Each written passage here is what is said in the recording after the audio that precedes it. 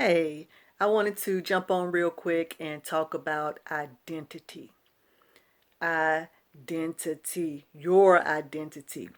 Because it is very possible that as women, whenever we're like growing up in life, coming through different bondages that we don't heal properly from, and finding ourselves in relationships and situations to where we had to put on these false masks or these false faces, just to cope, or whenever we were just like overwhelmed by different triggers all the time, just triggers, just triggers, just triggers. It is very well possible that you took on an identity and able to cope.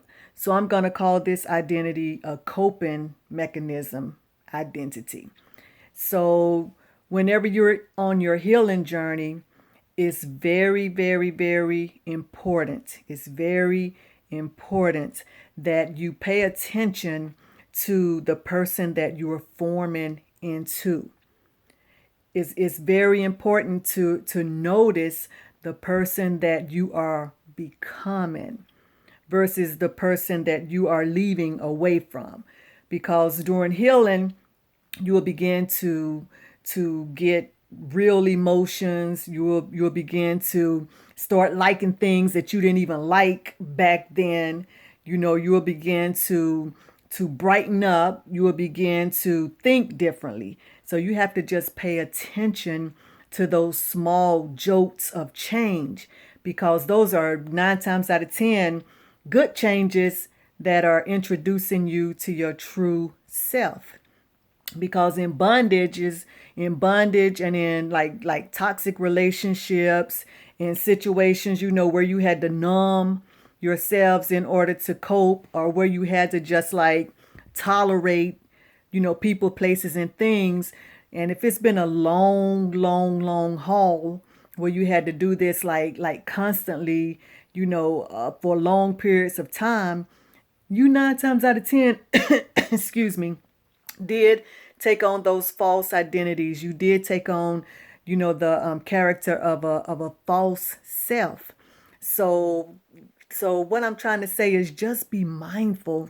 Just be mindful of the woman that you are becoming and the woman that you are growing into, because that woman right there is the girl that you haven't seen in a long time, that you need to allow to grow.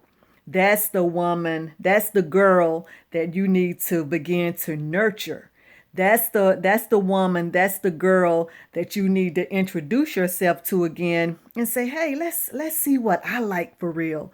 Let's see what I like to wear for real. Let's see what I like to read. Let's see, what I like to do. Because I'm gonna give you a real live story. I used to always tell myself I am not an outdoor person, as far as like lawn care, as far as just like sitting around outside a whole lot, because I didn't like bugs, I didn't like spiders, I didn't like just a whole bunch of things that I had erroneously like just told myself. You know what I'm saying? So I remember a while back, I had to like work on my grass. And I was just like, man, my grass is looking like really bald headed. I needed to like plant some seeds and and get that straw and put out there, so the birds wouldn't eat the seeds. So to me, that was like a mammoth task, because I'm like, I'm not an outside person. I don't like doing outside work. So one day I just said, you know what?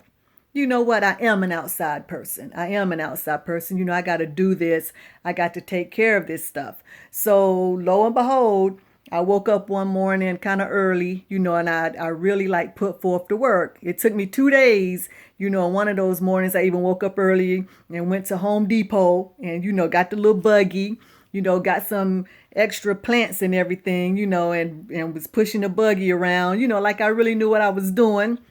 But I was really proud of myself, because I look back in years. I mean, I am in my early 50s. So I have had the mindset that I don't like being outside like that. I don't like doing yard work, I've had that mindset all the way up until now.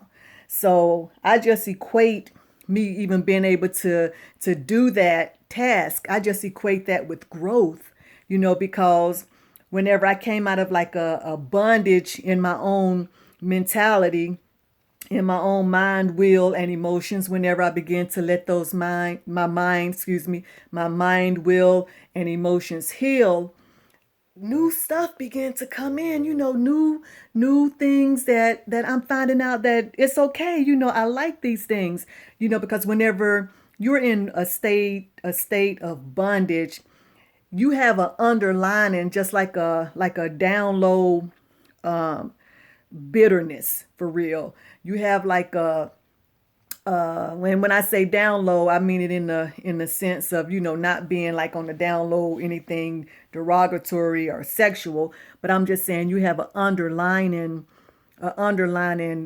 just an underlining displeasure even with your own self. So you have to like pay attention, to the joy. You have to pay attention to the joy that will begin to flood you again, or the happiness, or just the joy of just knowing that you like yourself now.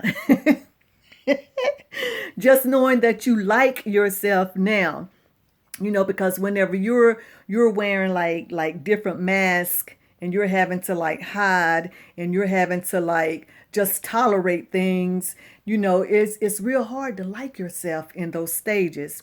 You may not think about it while you're in that stage that you don't like yourself, but whenever you come out of that and you begin to like pay attention and just look back in hindsight, you really didn't like engage with yourself that much.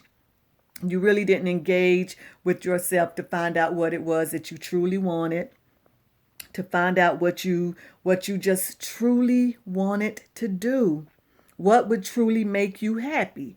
So I wanted to just talk about, knowing your true self, because your true self is where it's at. Your true self is where you need to be.